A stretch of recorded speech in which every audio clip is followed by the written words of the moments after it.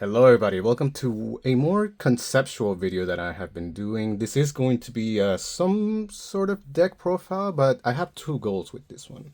So a lot of people on my comments have been saying that like a lot of the cards in this game are just unaffordable, that it can't make a deck that's really competitive without just dropping an entire bag of money on it, right?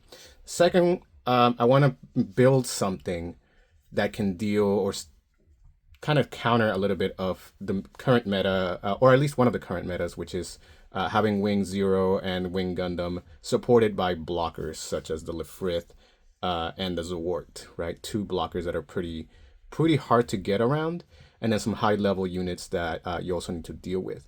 So the challenge for this is that I needed to, well, first of all, bring up some cards that are not going to break the bank, that are going to be very affordable.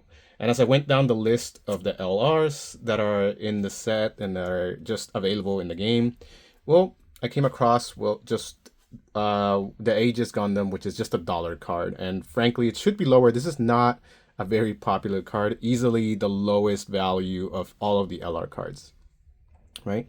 Why is that? Well, this is a level 4 for 3 cost that when attacking, if this unit has 5 or more attack power, you can choose an enemy that is level 5 or higher and deal 3 damage with it, right? So I zeroed in on it as like, well, that level 5 or higher, that could be the Wing Gundam or the Death Sight or the Wing Zero.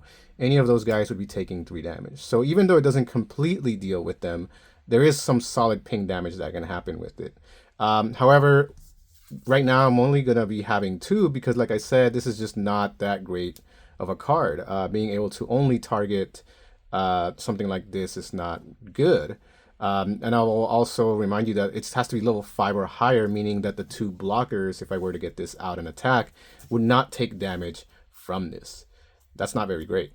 But we can see that it does link specifically with Athron, one of the pilots, which is also very affordable, not super expensive. So I am gonna be having 2 of this in the deck, only 2 because it is very situational. It won't often proc, but it would help me with a theoretical Wing Gundam or Death Sight were to hit the board, right? But really, what that helped me realize is that we're looking at a core of Athron. Athron is going to be a 4 of. It is going to be our main pilot for this conceptual deck that I'm thinking of, right? I've been churning and making in my head. Athron is a level 4 pilot that costs 1. When linked, which it would link with the Aegis, for example, during this turn, this unit may choose an active enemy unit that is level 5 or lower as its attack target. So this can attack unrested units, which is really nice because in the end, what's going to happen with this deck is that it's not able to rest my opponent on its own. We kind of need to be able to attack units that are not rested or units that are that have attack for whatever reason, right? The problem here is that we have a +1/+2. Now with the Aegis Gundam, that is enough to get it to 5 attack power, meaning just these 2 as a pair will trigger the 3 damage on a level 5 or higher, as well as a link. So we do have a link happening. We do have the attack ability procting, and we have a 5/5 unit here, which is very simple and very affordable so far, right? Nothing crazy happening with this. But the better card to run with Athron is, of course, its actual more used partner, which is the Aegis Gundam MA mode. The MA mode is just the same level as the other one, level 4. It drops for 3. It does link with Athron. However, it does have a keyword in it called Breach 3. So that Breach 3 with Athron means that you can, together, when they are linked together, you can swing onto a standing level 5 or lower unit, do potentially 4 damage while having 6 HP, and breach for 3, destroying any of the weaker bases that you start off with in the game. So at turn 4, you could definitely get rid of a shield or whatnot using breach into your opponent. Not super powerful at the time, but believe me, breach is a very nice keyword to have available.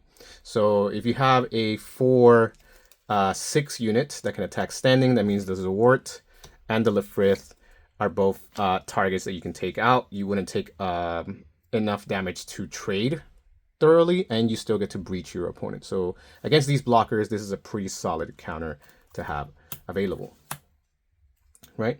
But we need more. We need more to have a conceptual deck happening. And so we're going to be inputting some more Zaft. So we do have some Zaft happening. We're going to be running 4 of the Xeno, which is a level 2 drop for 2 Zaft unit, which does have link with Zaft, and Atheron is Zaft, sorry. So it will link with it.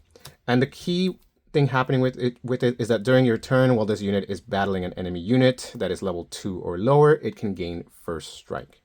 And so if your opponent chooses to attack with the Zort, which is a level 2, for example, or if it's already done it and it is rested, the Xeno can go ahead and destroy it without taking any damage back, which is really nice. It leaves you without losing your unit, right? As a 3, however, or as a 2/1 in either case, this unit will just go ahead and destroy Zort. And even if you didn't have first strike, for example, the 3 HP is better than nothing, I suppose. But I do like the Xeno in this build. Having the first strike is pretty solid, right? I like it. Having it with Atheron is a possibility. Obviously, it's not your first choice, but there are other Zaft units that we'll talk about in just a second. We also would love, or rather will, be running 4 of the Dual Gundam. This card is likely the most expensive one, but it's only $1 at the time of the making of this video. And it's a level 3, drops for 2. It does link with Zaft, meaning this Atheron is also able to link with it. But the key thing happening with it is that while this unit is 5 or more attack power, it can gain Breach 3. So we have a second unit here that can link with Atheron and have Breach available to it, as long as we reach the 5 attack power that it needs. And so here we start to see a pattern is that we need some high attack to trigger some effects and abilities going on here, right? But having that breach would be very nice, because that means that we can destroy one of our blockers that our opponents may have while still damaging their shield on top of that. Next, we are running 3 of the Lego. It could be 4, but I think this it's a little bit more difficult to get this going. I'll tell you what that means. This is level 3, cost 2, 2/3 to attack power 3 HP. It does have link with Zaft, meaning anything with Zaft, such as Atheron again, will link with it. But its key thing, on attack, if this unit has 5 or more attack power and it is attacking an enemy unit, you can choose one enemy unit and deal 2 damage to it. So if your opponent is going wide, or if you're attacking into something and you just kind of need more additional damage going on with it, as long as you hit the 5 attack power, this Lego can do 2 additional damage to another unit. Somewhat situational. The problem with it is that because it only has 2 attack power, that means that you actually need to reach, you need to add 3 more attack power to it in order for it to reach the ability to deal that 2 damage. So now we have a couple of cards that want to get up to 5 attack power, right? And 5 attack power is going to be very key. I'll also pause to mention that we could start to look at the Justice Gundam, which does pair with Atheron, another card. At the time, right now, we have many cards. This is already 12, 13, 14, 15, 16, 17 cards that can link with Atheron, making Atheron a very, very important unit here. Justice Gundam is also able to link with it. However, this is white, and if we choose to use the Justice Gundam in this deck, we would be locked to white as our support here. The only thing that Justice Gundam does is that it deploys a token, a 2/2 blocker token, and during the pair, you're allowed to basically attack with that token. So you get an additional swing with it. It is a high level 7, cost 5, and a 5/5. This is just not going to fit our build that well, and so if you were looking to see a Justice Gundam, this will not become a Justice Gundam deck, simply because we're going to go in a different route. As you can see here, what's forming is that we are going to be needing that attack power to go up. And so in comes our second, let's call it pilot / command. This is the desert tiger, also known as Andrew Wolfeld. This is a Zaft coordinator, and the fact that it is Zaft means that it can link with these 3 units over here. It can link with the Xeno, the Dual Gundam, and the Lego. Its ability as a command, however, is that you can choose a friendly unit and give it +3 attack power as a main or action during attack. As a pilot, it provides 1 attack. This card is solid. I like it in this theme, in this deck. The 3 additional attack power would, of course, be enough to get both the Dual Gundam and the Lego to trigger. However, I would probably prefer to use this as a pilot and have my attack power be gained in some other way. However, this card is just too good. It is very much in theme and is very much working to link consistently, adding attack power that is much needed. And so this is going to be a card that I need to run 4 of here, right? Now, we're going to take a pause and look at some other available cards that we may or may not be able to drop, depending on your situation. First of all, the Buster Gundam. This is an LR, which is a little bit more expensive, but it does work with this theme. We are not going to be using its link pilot, but it does have a during pair. If you have a coordinator pilot and you use the support ability, you can stand this unit back up. Both Athron and Andrew are Zaft coordinators, so if you do trigger the support +3 attack power, you get to stand this card back up. However, its attack power would only be 2 with either of the pilots. So it's not a super heavy hitter, but the support +3 is one way in which you can give additional attack power to something like the Lego or the Dual Gundam. So this is very much in theme and not a super expensive card. However, I am kind of dedicating this to be a little bit more of an affordable build. So I'm going to put this on the side as a potential. Looking at the next card, we have the Dual Gundam Assault Shroud. This is probably the card that I most likely would want to run, but it is the priciest of them. And it does use a pilot that we're not going to be running in this deck. And what it does is that when you pair it, not when link, when pair it, you look at the top 3 cards of your deck and you can deploy a Zaft unit that is level 4 or lower. Basically, everything that we looked at so far is level 4 or lower. So this unit, this Dual Gundam, can drop any other unit from your deck. And then all you would have to do at that point is just pair it with a pilot. That's pretty nice. It is a 4/4, solid strength. But again, this is more of a expensive card. It's not super expensive, definitely affordable. But I think we can do some other stuff along with it. But so we will have it on the side. I have one of each from just my regular experience in opening boxes, and so I am including 1 and 1. As of right now, but I could mix and match. I could definitely want some ideas from you guys as to which one you'd prefer or rather do better. I feel like the Assault Shroud is probably the better one, but I see the Buster also being in theme. And the next card, and the last card, is the Blitz Gundam. This is a level 4 3 cost, which on deployment, if you have a Zaft unit with 5 or more attack power, it gains first strike. So just like the Xeno, you can give first strike to basically any unit as long as it has 5 attack power. And as we mentioned already, that 5 attack power is going to be very key. You could run more of this Blitz Gundam, but I feel like 3 cost is just an expensive drop. So as of right now, we only have 1 of it because first strike is a really solid keyword to have. That means that if you're attacking a standing unit with either Athron or the Xeno, for example, well, Xeno already has a inherited a first strike. But if you hit something higher level 3, like the Lefrit, for example, if you can get the Xeno to 5 attack power, you can have a first strike without the condition, right? Which is really nice to have. So that first strike could make a difference. And it is possible to have breach and first strike and be able to attack a standing unit if you have the right combination of cards, right? So if you have the Aegis with MA and Athron and you drop a blitz, you give it first strike, you can destroy something. As long as you can get to 5 attack power, because even the Gundam Aegis with the Athron is not 5 attack power. That's a key thing to keep in mind.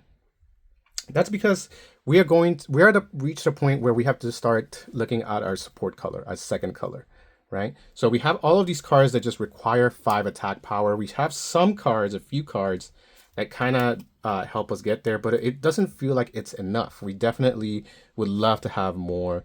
in that sense. Our Atheron pilot, and if we use Andrew as a pilot, that's just not enough. +1 on 3 attack power is just too short. And so we need our second color to start helping us with that attack power.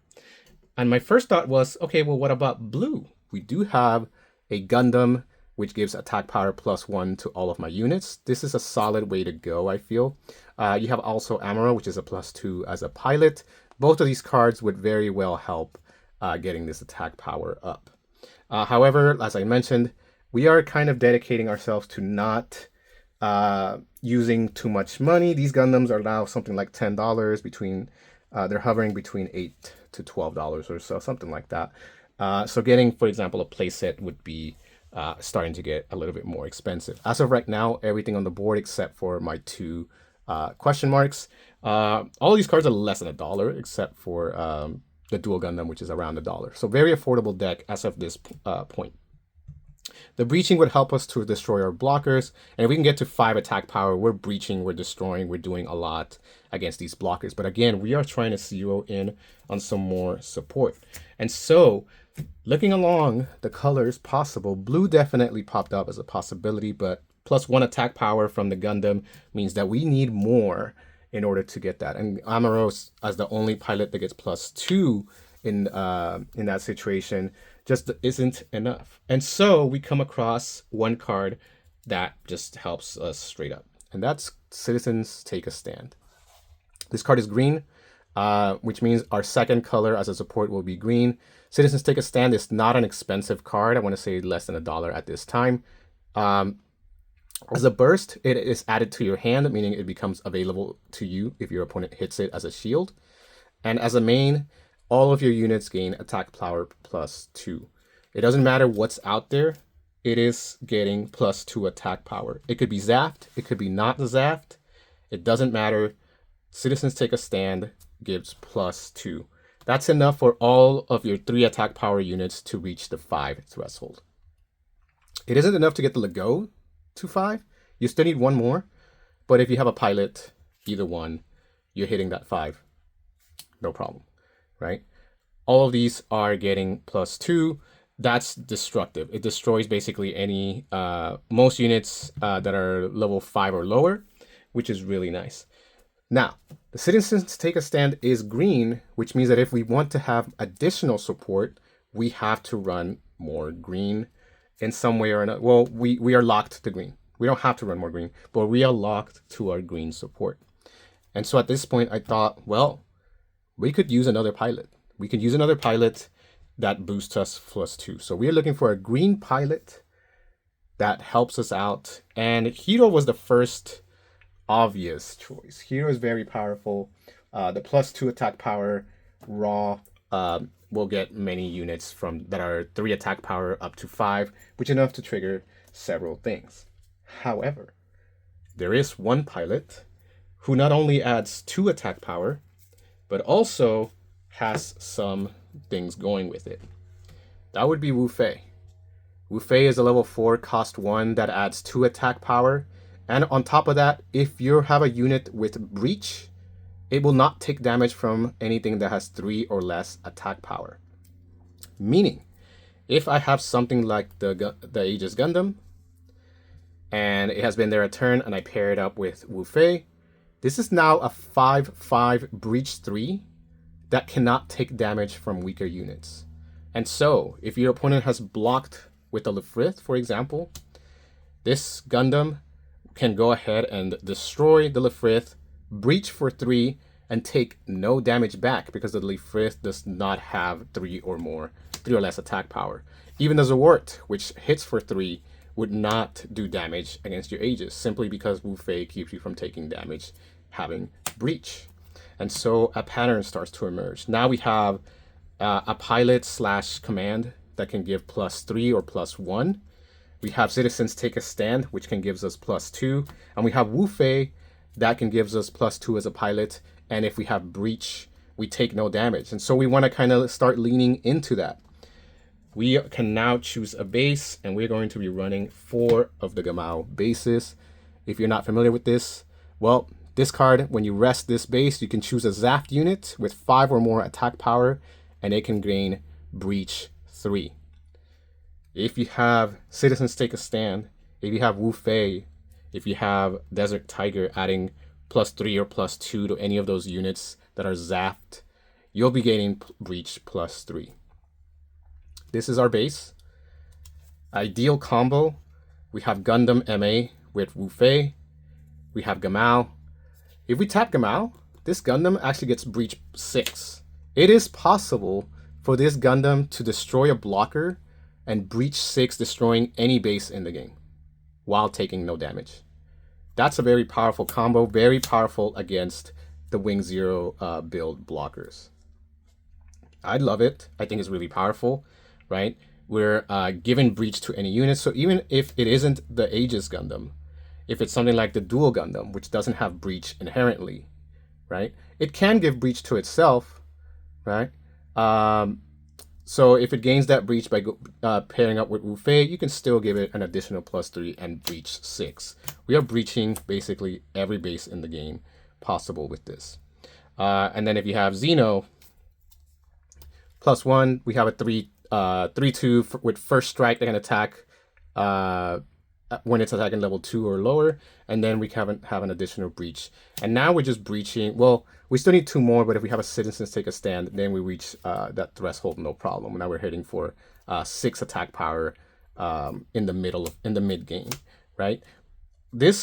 It all synchronizes very well. We have additional breach power. We have Wufei giving +2 attack power to some units. We have breach triggering on the Dual Gundam, for example. We have first strike triggering sometimes, and sometimes taking no damage if we're going into the blockers here and still breaching into their base. Very powerful stuff happening. Since we are running Wufei, it makes sense to run some Shenlong Gundams. I'm running the cheap one because, again, I am trying not to run up the price on this deck, but you could run the set Shenlong to destroy blockers just as a pop. But if you're making a budget version, this is the one that I run. Only a couple of them because I am leaning more into the Zaft. But a couple of Shenlongs that can link with Wufei, it's not bad. It also breaches for 3, which is really nice. As we move on, we are left with just 8 spots for cards. We have a lot of breaching. We have a lot of first strikes. We have a lot of attack power boosts. A lot of these boosts can get up really powerful depending on the cards that you have available. With Citizens Take a Stand, Desert Tiger, Pilots, all of these adding attack power. Your attack power is going to be incredible. And so our lower levels, well, we want to run 4 of the Ginn. This is a 2/1 early game drop. It does have 2/2, which is not terrible. It survives 1 ping damage, no problem, which is nice. But you can boost this guy up, either +3 or +2 to hit very strongly. You can be patient with this card to just have it available, and as long as it survives, when you're able to do your AP boosts, it will hit your opponent really hard, right? Or if you're running Assault Shroud, for example, you can drop it for free. You can drop most of these cards for free as long as they are Zaft and working towards it. And last but not least, since there is not a whole lot of draw power happening here, and we are trying to get our ass run, this is our super key. Again, it is trying to link with a lot of cards, but if not, Wufei also works really well with the breachers and boosting +2. We are going to be running 4 of the Dopp. Dopp picks up a card from the top of your deck and you put it at the bottom or the top. You're simply going to look for your key cards, your Citizens Take a Stand, your Atheron, Wufei. If you see those cards, just leave them there, pick it up the next turn. If you don't see them, you see cards that are not fitting with what you want to do, send it to the bottom, and we'll hope that the next card is better. And then, I know it's a 1/1, but if you have Citizens Take a Stand, or you pair it up with Wufei, it can hit for 3, which is really solid, right? So you just got to be a little patient. Don't hit too early, because that attack boost is going to come in and help you basically obliterate the board very late. So this is the current build. It is more of a Zaft with breach support and things like that. With AP boosts and things that just help you trigger your abilities. If you have the LRs, they are likely a better thing to run than the Aegis Gundam, for example. But again, I'm trying to make a budget deck, and I feel like this works really well. We have first strike, breaching, all going into the blockers, often taking no damage if you have Wufei. We have units that just do so much attack power. If you can stack citizens take a stand, a pilot, maybe even a desert tiger, we could do potentially +5 on a Zaft unit. If you get a pilot, you could do +7. Any unit +7 is destroying basically anything in the game in this deck. So all types of cool stuff happening. But again, this is not a finished product. This is just something that I've been trying to make, and I feel like it's very, very consistent. I need to test it more. I will, and I will likely make changes. I'll see what cards start to become key. Any of these cards start emerging as cards that you need to run. They're super affordable. So again, my goal for this video is to try to make something that's more affordable, that can start to counter a good deck such as the Gundam Wing deck, which is one of the more meta builds currently, right? But I want to hear from you. I want to know what you think fits in this deck. What would you change? What would you run?